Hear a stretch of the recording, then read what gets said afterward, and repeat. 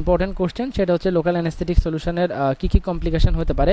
First হচ্ছে inadequate অ্যানেস্থেশিয়াটা ঠিকঠাক হবে না। তারপরে হচ্ছে ট্রিসমাস হতে পারে, হেমাটোমা হতে পারে, ঠিক আছে, ব্লাড ভেসেলের মধ্যে ঢুকে গেলে হেমাটোমা হতে পারে। হ্যাঁ, তারপরে হচ্ছে আপনার পেইন অ্যাট ইনজেকশন সাইডে হচ্ছে আপনার পেইন হতে পারে। তারপরে নিডেলটা ব্রেক হয়ে যেতে পারে। তো নিডেল ব্রেকটা কীভাবে প্রিভেন্ট করবেন, শর্ট নিডেল ইউজ না করে ছোট নিডেল দিয়ে খোঁচাখুচি করলে আপনার কি হতে পারে, ছোট নিডেল দিয়ে খোঁচাখুচি করলে আপনার হচ্ছে নিডেলটা ভেঙে যেতে পারে।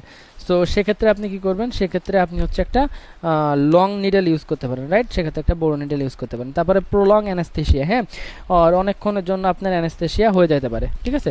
তারপরে হচ্ছে আপনার আনডিজায়ার্ড নার্ভ ব্লক, মানে যেখানে চাইছিলেন সে নার্ভ ব্লক না হয়ে অন্য নার্ভ ব্লক হয়েছে, সে নার্ভ ব্লক না হয়ে কী হয়েছে, অন্য নার্ভ ব্লক হয়েছে। তারপরে হচ্ছে আপনার ব্লিডিং হতে পারে, হ্যাঁ, ওই জায়গা থেকে আপনার ব্লিডিং হইতে পারে, ঠিক আছে।